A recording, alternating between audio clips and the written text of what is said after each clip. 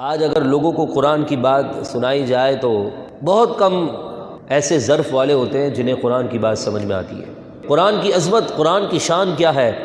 میرے محبوب علیہ الصلاۃ والسلام کی حدیث پاک ان علی رضی اللہ تعالی عنہ قال، حضرت علی رضی اللہ تعالی عنہ فرماتے ہیں انی سمعت رسول اللہ صلی اللہ علیہ وسلم یقول، میں نے اللہ کے نبی علیہ الصلاۃ والسلام کو یہ بات فرماتے ہوئے سنی ہے کہ انہا ستکون فتنۃ، بہت جلد فتنے آنے والے ہیں۔ قلت، میں نے پوچھا مل مخرج منہا یا رسول اللہ، ان فتنوں سے نکلنے کا طریقہ کیا ہوگا؟ قال، پیارے آقا علیہ الصلاۃ والسلام نے فرمایا کتاب اللہ، اللہ تبارک و تعالی کا کلام، فیہ نبأ ما قبلکم، اس قرآن حکیم کے اندر تم سے پہلے لوگوں کے واقعات خبریں رکھ دی ہیں، وخبر ما بعدکم، اور تمہارے بعد میں آنے والے لوگوں کے معاملات بھی اس میں بیان ہے، وحکم ما بینکم، تمہارے درمیان فیصلہ کرنے والا ہے، وہو الفصل،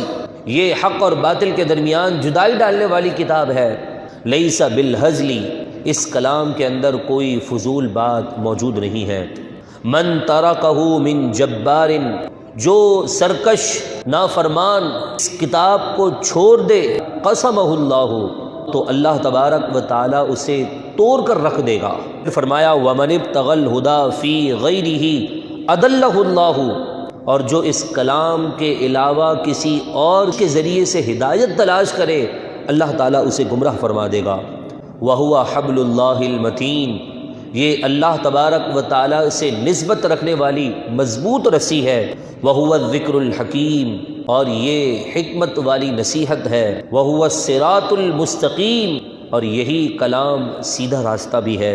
وَهُوَ الَّذِي لَا تَزِيغُ بِهِ الْأَهْوَاءُ، اور یہ وہ کلام جس کے ذریعے سے خواہشات کبھی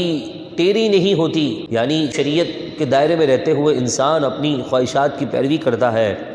ولا تلتبس بہ الالسنۃ، اور اس کے ذریعے سے کبھی بھی زبانیں پھسلتی نہیں ہیں، جس طرح پچھلی کتابوں کے اندر زبانوں کے ذریعے سے تحریف کر دیا گیا، اس چیز کے ذریعے سے قرآن کو محفوظ رکھ دیا گیا ہے، کیونکہ قرآن نے خود فرما دیا انا نحن نزلنا الذکر وانا لہ لحافظون، ہم ہی اس قرآن کو اتارنے والے ہیں اور ہم ہی اس کی حفاظت کرنے والے ہیں، ولا یشبع منہ العلماء، علم رکھنے والا شخص اس کتاب کو پڑھ کر سیر نہیں ہوگا، جتنا پڑھتا رہے گا اتنا لطف سرور ملتا رہے گا۔ قرآن کے الفاظ کے معنی اور مفہوم ہمیں معلوم نہیں، اس کے باوجود ہر سال قرآن ختم کیا جاتا ہے، خوش نصیب لوگ ہر مہینے قرآن پڑھتے رہتے ہیں۔ دنیا کی کوئی ایسی کتاب تو لا کر دکھائیے جس کو ایک بار دو بار سے زیادہ پڑھا جائے تو اکتاہٹ نہ آئے۔ کوئی ایسی کتاب دنیا میں نہیں ہے سوائے اللہ تبارک و تعالیٰ کے اس پاک کلام کے، کہ صرف پڑھنے کی برکت یہ ہے جتنی بار پڑھا جاتا ہے ایمان کو اتنی ہی تازگی ملتی رہتی ہے، اور جتنا اس کو سمجھا جاتا ہے قلبی اور ذہنی سکون میں انسان کو نصیب ہوتا رہتا ہے۔ کوئی بھی اس کو سمجھنے یا سیکھنے والا یہ نہیں کہہ سکتا اب مجھے ضرورت نہیں مزید قرآن سمجھنے کی، نہیں، جتنا سمجھے گا اتنی ہی اس کی طلب بڑھتی چلی جائے گی۔ ولا تنقضی عجائبہ، اس کے نقطے، اس کی باتیں کبھی ختم ہونے والی نہیں ہے۔ هو الذی لم تنتح الجن اذا سمعته حتی قالوا، جب جنہوں نے اس کلام کو سنا تو فوراً بول اٹھے انا سمعنا قرآنا عجبا، کہ بے شک ہم نے بڑا ہی عجیب قرآن سماعت کیا ہے، یہدی الی الرشد، جو رشد و ہدایت کی طرف بلا رہا ہے، فآمنا بہ، تو ہم اس پر ایمان لے آئے ہیں۔ تین اہم باتیں بیان ہوئیں، من قال بہ صدق،